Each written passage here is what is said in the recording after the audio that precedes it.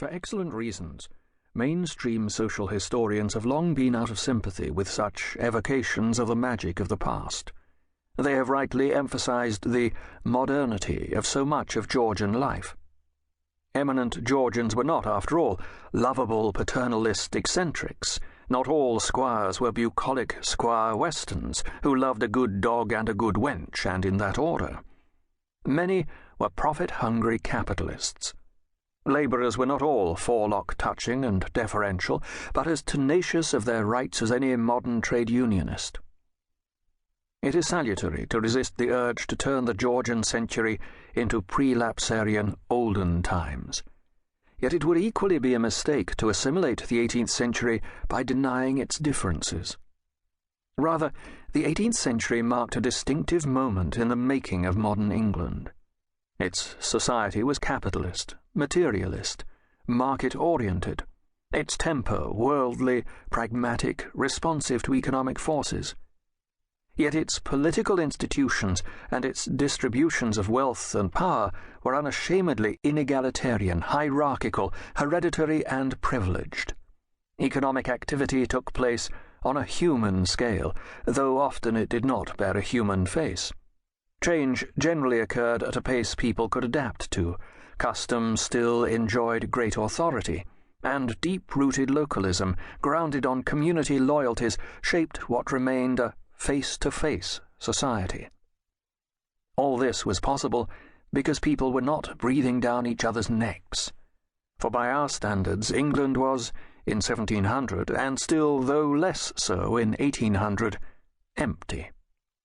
Competition for space, natural resources, and livelihoods was not so cutthroat or so ferociously dictated by impersonal economic iron laws as it was to become in the heyday of the Victorian trade cycle. Runaway population growth and tumultuous industrial transformation were to change all that. But though these can be discerned in the last third of the 18th century, they did not peak until the 19th. The following chapters interweave themes and chronology. In Chapter 1, I offer a flavour of Georgian society by highlighting its particularity and diversity, the poles of experience between rich and poor, young and old, male and female, town and country, north and south, between England and other places where English-speaking people lived, between England and continental Europe. Regions became more integrated and mutually interdependent during the century, owing largely to the spread of market relations. Yet England also remained a patchwork of distinctive local communities, a fact that must silently temper all the generalizations I venture. In Chapters 2 and 3, I review the social ranks and their interrelations, stressing hierarchical inequalities and friction, but also the fundamental tenacity of the overall structure. The ascendancy of the propertied was reinforced by their effective monopoly over the inflections of power, landed estates, status, patronage, office, and political and legal authority within the state. In Chapter 4, I further emphasize how the stability of society was reinforced down the generations by the reproduction of particular habits of living, the dovetailing of family life with economic life, home with workplace, the parts played by household, workplace, and community in integrating individuals into their social position, the conditioning effects of education and religion. In Chapters 5 and 6, I turn to explore forces working for change and their socio-economic impact. Overcoming possible traditional scruples about gentility, the titled, rich, and powerful increasingly gave a lead in the pursuit of wealth and the production of a new consumer culture.